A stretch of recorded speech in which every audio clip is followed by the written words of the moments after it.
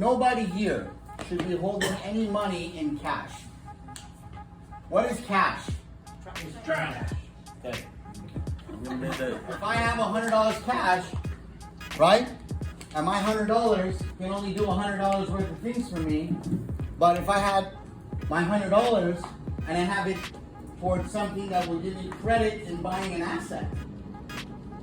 See, when I use debt to buy financial assets, that's great.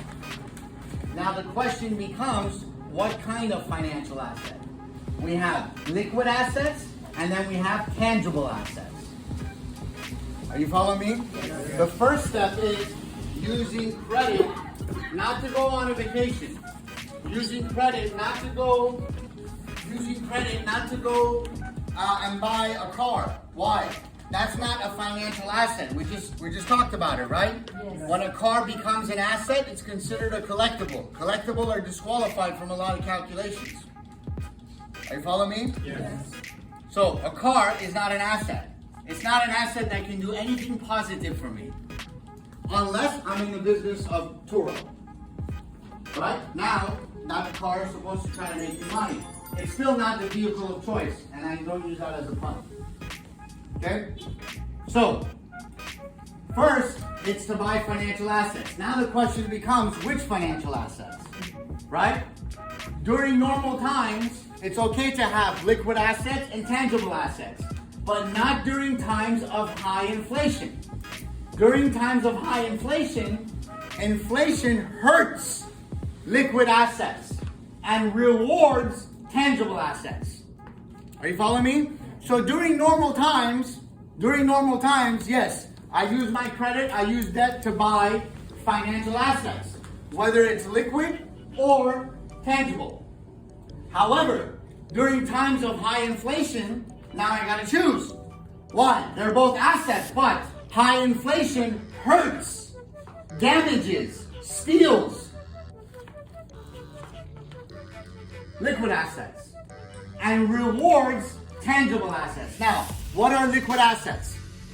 Stocks are liquid assets. It's considered paper. So stocks are liquid assets, right? Mattress money is a liquid asset. So if you have stocks, you have mattress money, you have mutual funds, you have a stock portfolio, right? You did some things at some point and got some money stashed in a wall somewhere. The money you got in a bank account, the money you have in a money market account, the money that your broker told you, oh, it's good to sit it on cash on the side. Those are all liquid assets. Inflation will eat those liquid assets. Why? If I have $100,000 and I have my $100,000 in stocks, in bonds, in cash, right? In my mattress, in my wall, if I have it in my money market, if I have it in my stock portfolio, if I have it in my IRA. Now, my IRA, my 401k, my company retirement, I have to choose what to invest it in. If I'm invested in anything that is considered liquid, if I'm invested in stocks, if I'm sitting on the side in a money market, those will all get hurt by inflation. Everybody, you guys understand? So, I called my broker and my broker told me, okay, well, if you're going to sell your stocks, sit in cash. In normal times, that might be an okay strategy, but not during times of high inflation. During times of high inflation, anything that is cash, anything that's liquid, inflation is just eating it. Why? If they say inflation is at 10%, what does that mean? That means 1 year from now, 10% of the purchasing power of my money will come down. My $100,000, I'll have $100,000 in my hands, but it'll feel like I have the same power as $90,000 earlier that year. So it's like someone went into my bank account and took $10,000. Like someone went to my house while I was here and took $10,000. I have $100,000 in my hand, but it has $10,000 less value. Why? Cost of things went up 10%. Everything else now costs $110,000, but I only have $100,000. So inflation hurts liquid assets. Now, what does it do to tangible assets? Now, what are tangible assets? Tangible, touch. I can touch it. Okay, gold, I can touch it. Silver, I can touch it. Real estate, I can touch it. I'm living in it. Right? What did that do? That same $100,000, instead of leaving it sitting on the side, right?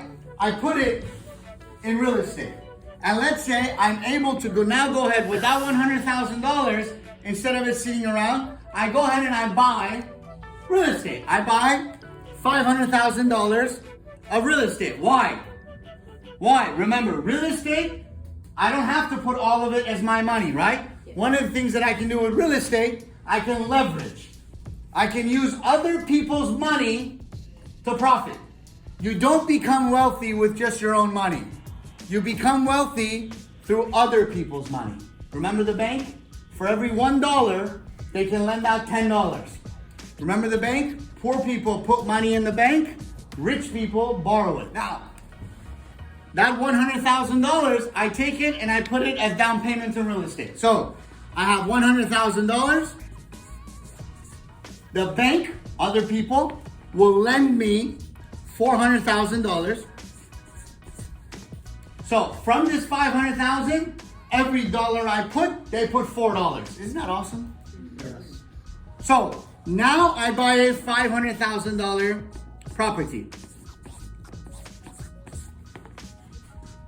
So, with $100,000, how much stock do I buy? 100,000. Now, some of you might say, well, you could buy on margin. Here's the problem. Margin is a 3-day call, meaning if they do a margin call, which can be done at any time, you have 3 days to settle the transaction. But when I go into a 30-year mortgage, nobody can come in 3 days and tell me all of that payment's due. You guys understand that? Yes. One is a 30-year contract, one is a 3-day. So that's why you cannot compare the same. So now, when they say, remember, inflation hurts liquid assets, but what does it do? It rewards, not helps. It rewards tangible assets, right? So that same 10%, and here it took 10% of my money, and in this one it rewards, it gives me, it takes the value of that tangible asset 10% higher, right? So now this $500,000, it's going to go up 10%. What's 10% of 500,000? 50,000. So now $50,000 goes on top. So now my property that I bought is now worth $550,000. How much did I borrow? 400, right? So now, even if I pay off the bank, right? I pay off the bank, I give them their $400,000 back. How much do I keep? 150 is mine, because the bank doesn't participate in my profit. So now I have $150,000, right? Look at this. I put $100,000. How much do I have now? 150. What does this mean? In the same market, the money I had in cash, the money I held liquid, got punished. It lost 10%, right? But in this same market, by putting it in a tangible asset, my 100,000 made me 50,000. So in a market where I was supposed to lose 10%, I made 50% profit. You guys understand that? Yes. Instead of having 90,000, I have 150,000. I was supposed to have 90 with the current way I was dealing with money. Now I have 150. That's actually a 66% increase. Do you guys understand that? I'm $60,000 ahead. That only happens during times of high inflation.